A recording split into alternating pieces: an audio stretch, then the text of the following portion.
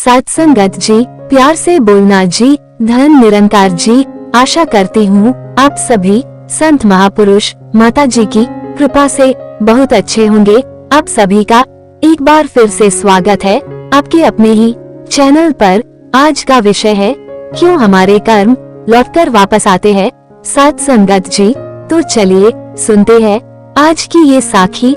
सत्संगत जी, एक समय की बात है, रोहित नाम का बनिया रहता था। पैसे के लिए उसने परदेश जाने का विचार किया। उसके घर में कोई खास संपत्ति तो थी नहीं, केवल एक मन भर भारी लोहे की तराजू थी। उसे एक महाजन के पास धरोहर रखकर वो विदेश चला गया। विदेश से वापस आने के बाद उसने महाजन से अपनी धरोहर वापस मांगी। महाजन ने कहा वो लोहे की तराजू तो चूहों ने खा ली। सत्संगत जी, बनिया गया कि वो उस तराजू को देना नहीं चाहता, लेकिन अब उपाय कोई नहीं था। कुछ देर सोचकर उसने कहा कोई चिंता नहीं, चूहों ने खा डाली तो चूहों का दोष है, तुम्हारा नहीं, तुम इसकी चिंता न करो। थोड़ी देर बाद बनिए ने महाजन से कहा, मित्र, मैं नदी पर स्नान के लिए जा रहा हूँ, तुम अपने बेटे धनदेव को मेरे साथ भेज दो, वह भी नहा आएगा। महाजन बनिए की सज्जनता से बहुत प्रभावित था, इसलिए उसने तत्काल अपने बेटे को उनके साथ नदी स्नान के लिए भेज दिया। सत्संगत जी, बनिए ने महाजन के पुत्र को वहां से कुछ दूर ले जाकर एक गुफा में बंद कर दिया। गुफा के द्वार पर बड़ा सा पत्थर रख दिया, जिससे वह बचकर भाग ना पाए। उसे वहां बंद करके जब वह महाजन के घर आया तो महाजन ने पूछा, मेरा लड़का भी तो तेरे साथ स्नान के लिए गया था, वो कहाँ है? सत्संगत जी, बनिए ने कहा, उसे चील उठाकर ले गई है। महाजन, ये कैसे हो सकता है? कभी चील भी इतने बड़े बच्चे को उठाकर ले जा सकती है? सत्संगत जी, बनिए ने कहा, भले आदमी, यदि चील बच्चे को उठाकर नहीं ले जा सकती तो चूहे भी मन भर भारी तराजू को नहीं खा सकते। तुझे बच्चा चाहिए तो तराजू निकाल कर दे।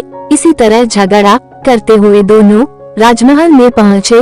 वह न्यायाधिकारी के सामने महाजन ने पूरी बात सुनाते हुए कहा कि इस बनिए ने मेरा लड़का चुरा लिया है। न्यायाधिकारी ने बनिए से कहा, इसका लड़का इसे दे दो। बनिया बोला, महाराज, उसे तो चील उठा ले गई है। न्यायाधिकारी, क्या कभी चील भी बच्चे को उठा ले जा सकती है? सत्संगत जी, बनिए ने कहा, प्रभु, यदि मन भर भारी तराजू को चूहे खा सकते हैं तो चील भी बच्चे को उठाकर ले जा सकती है। ये कहकर बनिए ने उन्हें पूरी कहानी सुनाई। इस पर न्यायाधिकारी बहुत गुस्सा हुआ।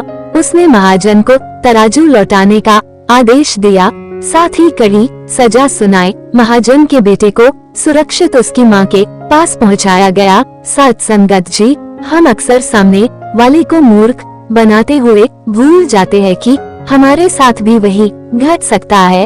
आप जितना बेवकूफ किसी को समझे, जरूरी नहीं वो उतना बेवकूफ हो ही। आपके कर्म आपके पास लौटकर आते हैं, इसलिए संभल कर हर कदम उठाए।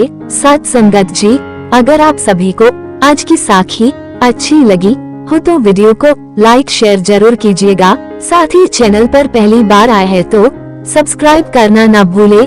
आप सभी से फिर मुलाकात होगी नई साखी और विचारों के साथ। तब तक के लिए खुश रहिए, सेवा सिमरन सत्संग करते रहिए, माता जी के चरणों से जुड़े रहिए। प्यार से बोलना जी, धन निरंकार जी।